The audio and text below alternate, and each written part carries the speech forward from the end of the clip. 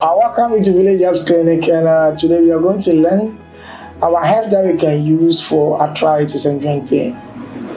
Right. So both suffering from joint pain, inflammation of the joints, and they feel pain, excruciating pain.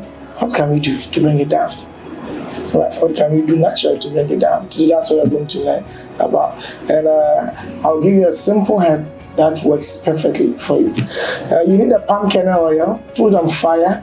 After getting palm kernel oil, you need another one, that is a castor leaf, the castor plant leaf.